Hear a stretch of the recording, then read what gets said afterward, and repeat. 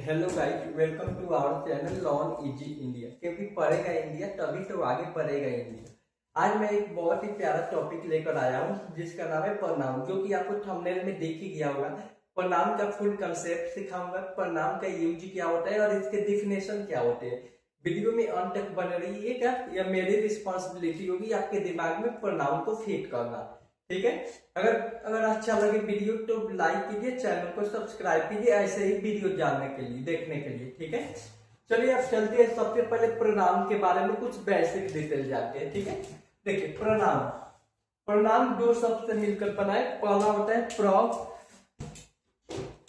Pronoun दो शब्द से मिलकर बना है।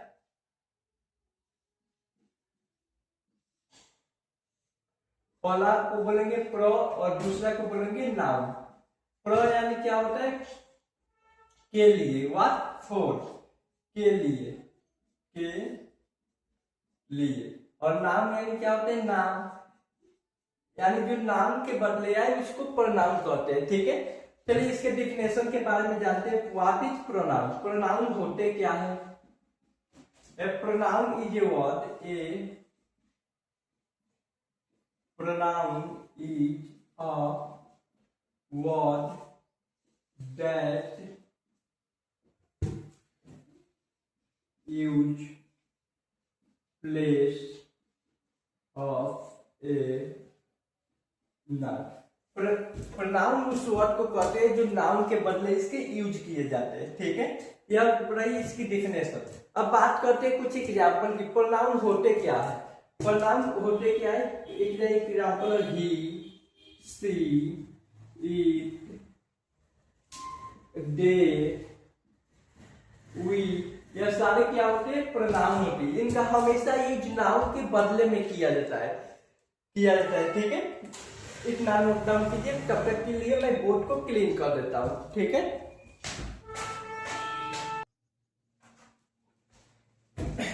अब तक हमने देखा प्रोनाउन की डिफिनेशन। अब देखिए प्रोनाउन का यूज क्या होता है। एक प्रोनाउन का यूज होता है नाउन को रिपीटेशन को रोकना। एक नोट बनाकर यहाँ पर लिखिएगा, नोट, इट इज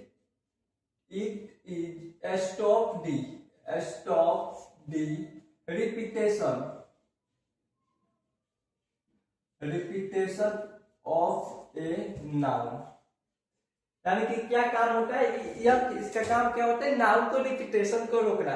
अब रिपीटेशन होते क्या है उसके बारे में जानते हैं। यहाँ पर मैं एक सेंटेंस लिख रहा हूं। Okay, Ram is a good boy, Ram go to school daily, Ram play cricket. देखिए यहाँ पर आपको एक चीज बिल्कुल कॉमन लग रही होगी, राम। यहाँ पर भी राम है, यहाँ पर भी राम और यहाँ पर भी राम।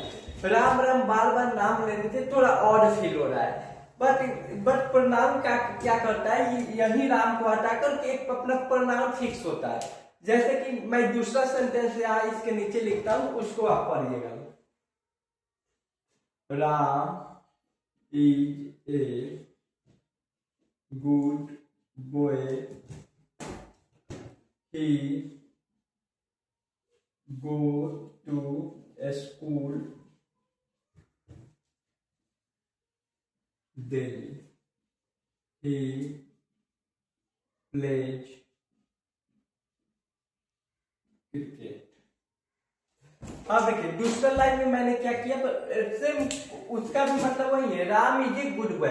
राम कौन है? एक अच्छा लड़का है। ही प्ले क्रिकेट, ही किसके लिए आया? He is coming for Ram, he is dedicated to Ram. Ram को ही दिखाता है। ठीक है, यह जो ही आया राम के लिए आया, यानी यही नाम के रिपीटेशन को रोक रहा है। इसी को बोलेंगे प्रोनाउन। ठीक है, चलिए अब आगे जानते हैं प्रोनाउन के पार्ट कितने होते हैं। ठीक है,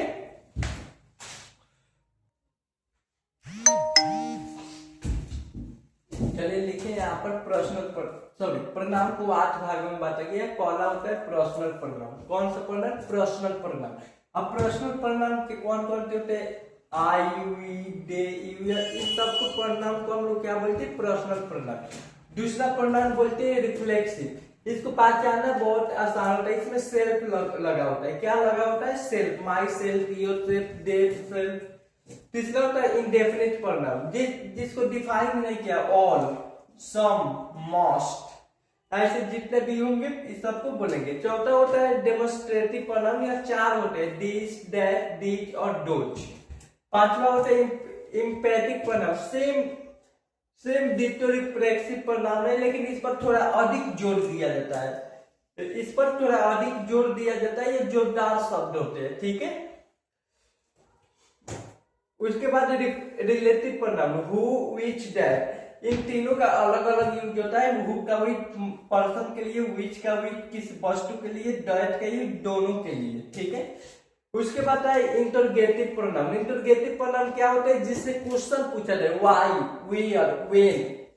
आखिरी होता है distributive pronoun, each, either, neither, none, इन सब प्रोनाउन को बोलते हैं, ठीक है। चलिए अब बात करते हैं यह प्रोनाउन की।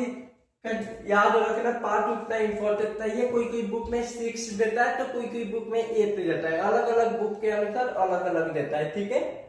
बट मैंने ये 8 लिखवाया आप लोग को। उसके बाद अब थोड़ा जानते हैं इसके डिफिनेशन के बारे में, ठीक है। डिफिनेशन कोई खास इंपॉर्टेंट नहीं है, जो मेन पॉइंट है मैं वो आप लोग को पढ़ा देता हूँ, ठीक है।